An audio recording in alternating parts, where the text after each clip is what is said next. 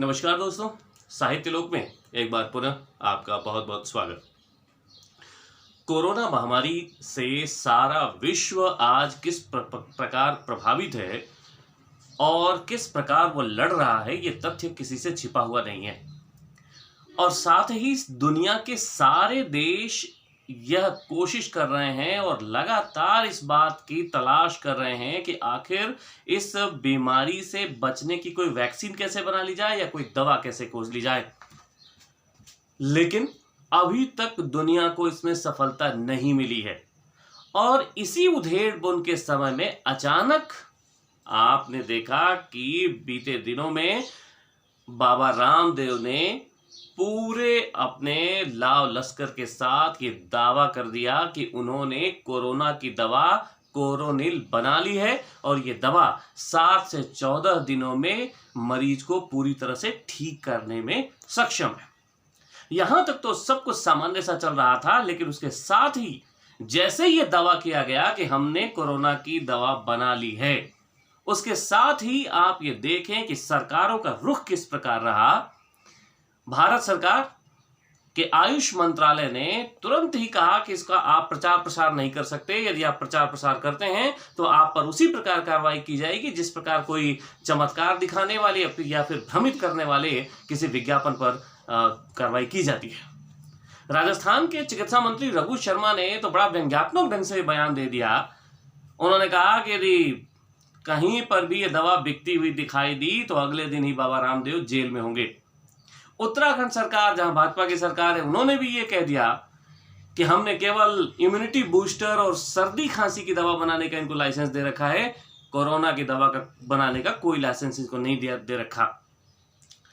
अब हम यहां पर ये तथ्य देखें कि आखिर चाहे वो किसी की भी सरकार हो, चाहे वो भाजपा की सरकार हो, चाहे वो कांग्रेस की सरकार हो, सबने एक साथ ही एक ही तरह का रुख आखिर क्यों इस दवा के खिलाफ वो उन्होंने दिखाया। ये इतना त्वरित उनका रिएक्शन जो था, आखिर क्यों है? आखिर क्या ऐसी समस्या थी इस दवा में? ऐसी आखिर परेशानी कहां है कि जिसके लिए इतनी त्वरित गति से उसका विरोध करने के लिए उतरना पड़ा इनको? आप बड़े ध्यान से इसको समझने की कोशिश करिए। यही वो सरकारें हैं और इन्हीं के सामने ऐसे तमाम ऐसे भ्रामक विज्ञापन आते रहते हैं, ऐसे दावे होते रहते हैं, लेकिन कभी भी इनके खिलाफ कोई कार्रवाई करने की कोशिश, यहां तक इनके बयान भी दिखाई नहीं देते हैं। आप लोगों ने देखा भी होगा। आखिर इस दवा में ऐसी क्या समस्या है जिसकी वजह से इनको इतना जल्दी विरोध में उतरना पड़ा? हम इस पर चर्चा करेंगे आज के इस वीडियो में। इससे पहले यदि आपने इस वीडियो को सब्सक्राइब नहीं कर रखा हो तो सब्सक्राइब कर लीजिए। आप इसको लाइक करें और शेयर भी करें ताकि कुछ ऐसी बातें हैं जो पर्दे के पीछे रह जाती हैं वो लोगों तक भी पहुंचे। तो हम फिर लौटे अपने विचार बिंदु पर। आप देखें तो टीवी पर ऐसे ऐसे विज्ञापन आते रहते हैं। कोई ऐसा आएगा जिसमें कहा जाएगा कि फला यंत्र आप रख लीजिए तो आपके घर में धन वर्षा होने लगेगी। कोई कहेगा ताबीज पहन लीजिए, आप कैसा लॉकेट पहन लीजिए तो आपको सारे आपके जो समस्याएं होंगी वो हल हो जाएंगी। यहां तक कि कई कंपनियां तो आपको क्रीम बेचने भी आएंगी तो कहेंगी इसको लगाइए और 5 दिन में आप गोरे हो जाएंगे। ऐसी कंपनियां तो दोहरा एक तरह से कहें कि वो अपराध कर रही हैं। एक तरफ तो वो रंगभेद को भी बढ़ावा दे रही हैं और दूसरी तरफ वो भ्रामक प्रचार भी कर रही हैं। लेकिन ऐसे दावा करने वाले कंपनियों पर किसी सरकार ने कभी भी किसी प्रकार का कोई, आप देखें, रोक लगाने की कोशिश नहीं की, कोई बयान तक नहीं दिया। तो आखिर बाबा रामदेव की इस दवा पर ही इतना क्यों ये घमासान मचा हुआ है, इसको समझने की हमको कोशिश करनी पड़ेगी। आप इन तथ्यों को यदि देखने की कोशिश करें कि ये दवा किसने बनाई है, तो एक भारतीय कंपनी ने बनाई है। और इससे भी आगे जाकर आप देखने की कोशिश करें तो किस पद्धति की दवा है, वो आयुर्वेद की पद्धति से बनी हुई दवा है।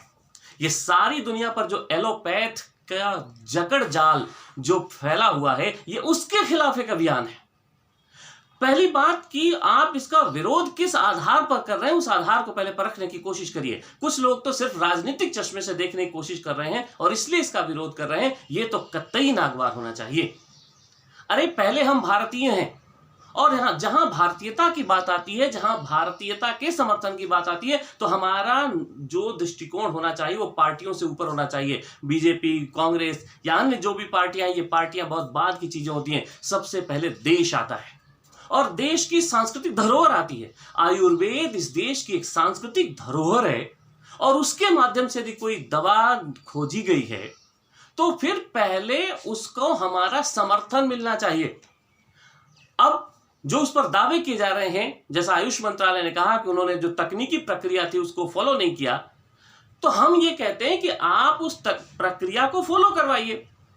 आप जो कोरोना का मरीज हैं, जो आप जिस तरीके से उनका इलाज कर रहे हैं, कुछ मरीजों को उस तरह इलाज करिए और कुछ को अपने तरीके के साथ साथ बाबा राम की देव की दवा भी देते रहिए। स्वतः ही ये टेस्ट हो जाएगा, स्वतः ही ये पता चल जाएगा कि ये दवा कितनी कारगर है। तो ये तो बहुत आसान सा ये कार्य है, लेकिन नहीं, समस्या यहां है कि एलोपैथ की दुनिया में हड़कंप मच गया है। जो करोड़ों डॉलर के जो व्यवसाय हैं, जो एलोपैथ की जो लूट है, उसके सामने इतनी सस्ती दवा जो आ जाएगी तो उनके लिए ये बड़ा घाटे का सौदा होगा। और उनके जाल में इतनी बड़े लेवल पे, बड़े स्तर पे सारी दुनिया फंसी हुई है कि उनके खिलाफ जाने की हिम्मत भी किसी में नहीं होता। इसीलिए ये पार्टियां, ये सरकारें, ये जो नेतागण हैं, इनके जो जबान आप देखेंगे तो इनको इससे मतलब नहीं है कि कहां भारतीयता को बढ़ावा मिल रहा है, कहां स्वदेशी को बढ़ावा मिल रहा है, कहां भारतीय धरोहर आयुर्वेद की महत्ता की बात की जा रही है। ये इन सब चीजों को कभी देख नहीं सकते।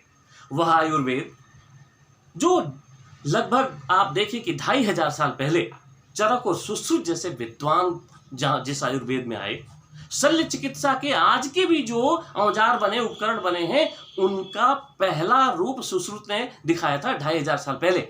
वो लगभग 150 प्रकार के छोटे औजारों का प्रयोग करते थे और चरक संहिता तो आज तक पूरे दुनिया के अलग अलग भाषाओं में पढ़ाई जाती है। उस आयुर्वेदिक पद्धति से यदि किसी प्रकार की कोई दवा यदि खोज ली गई है तो आपको उसको इतना ज्यादा उसका विरोध करने की नौबत कहां आ गई। ये तो भारतीयता के गर्व का विषय होना चाहिए। और वैसे भी आयुर्वेद की जो दवाएं होती उसका साइड इफेक्ट तो होता नहीं।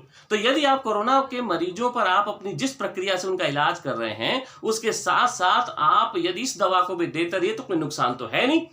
और यदि आपकी नजर में भी ये उतना ही सफल रहती है जैसा कि दावा इसके लिए किया जा रहा है, तो आप ये सोच कर देखिए कि भारत पूरी दुनिया में किस तौर पर उभरेगा। लेकिन यहां इस तरह से उसका विरोध हो रहा है जैसे कि वह कोई जहर हो और किसी को तुरंत मार डालेगा। अन्य आप देखिए, इतने भ्रामक विज्ञापन टीवी पर आ रहे हैं, अखबारों में छप रहे हैं, लोग विभिन्न प्रकारों से दावे कर रहे हैं, उनका इस तरह से कोई विरोध नहीं। लेकिन स्वदेशी पद्धति से भारतीय आयुर्वेद की परंपरा में यदि कोई तत्व सामने आ गया है तो उसका विरोध करने के लिए जैसे सभी खड़े हो गए हों। ये जो सोच है, ये जो नई बौद्धिकता एक जन्मी है इस देश में, वो साबित करने में लगी हुई है कि देश जैसे केवल 200-400 सालों पुरानी संस्कृति को ही लेकर के वो आगे बढ़ रहा है। ये देश हजारों सालों से अपनी जीवन पद्धति को लेकर चला है, अपनी चिकित्सा पद्धति को लेकर के चला है। आप उसका समर्थन क्यों नहीं कर सकते? और इसका टेस्ट करना इतना आसान जहां हो सकता है, एलोपैथ की दवाएं तो फिर भी साइड इफेक्ट वाली होती हैं, इसका तो कोई साइड इफेक्ट भी नहीं होता। और आप खुद कह रहे हैं कि हमने उनको इम्यूनिटी बूस्टर बनाने का हमने लाइसेंस दे रखा है, और आप ये भी कह रहे हैं कि जिसकी इम्यूनिटी ज्यादा होगी, जिसकी इम्यूनिटी बूस्ट होगी, वह कोरोना पर जीत हासिल कर लेगा। तो उस हिसाब से भी देखिए, इम्यूनिटी भी बढ़ाती है वो दवा, तो भी तो वो कोरोना को नष्ट करने में कारगर साबित हुई। तो आप अपने ही कही गई बात को भी आप क्यों खारिज कर देना चाहते हैं? यही आयुष मंत्रालय कुछ दिनों पहले तक आयुष काढ़ा पिला रहा था सबको इसी कार्य के लिए।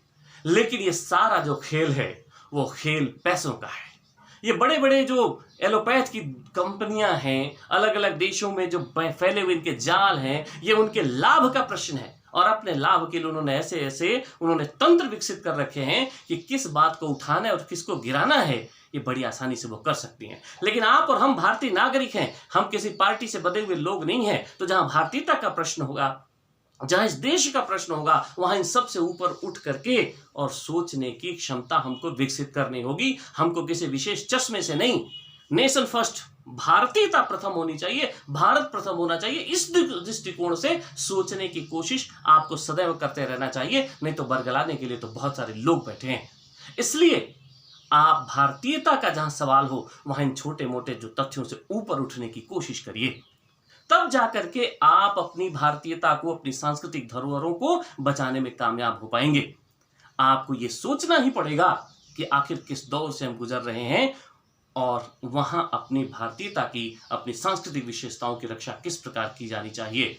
अरे आपने तो पहले ही ये प्रश्न चिन्ह खड़ा करके और आयुर्वेद पर एक प्रश्न खड़ा कर दिया, लेकिन फिर भी यदि इस देश का समर्थन उसको मिलेगा, आप सरकारों को दबाव बनाने के लिए आप काम कर सकते हैं। आप यदि साथ होंगे इस देश के साथ, इस देश की परंपराओं के साथ, तो कोई भी सरकारें और कोई भी पूंजीवादी वर्ग या फिर इस देश को नुकसान पहुंचाने वाले जो लोग हैं वो कभी कुछ बिगाड़ नहीं सकते। तो आप ध्यान रखें और अपनी समझ, अपनी सोच का इस्तेमाल करते रहें। किसी के बरगलाने में आने की आवश्यकता नहीं है। सोचते रहिए। जय हिंद, वंदे मातरम।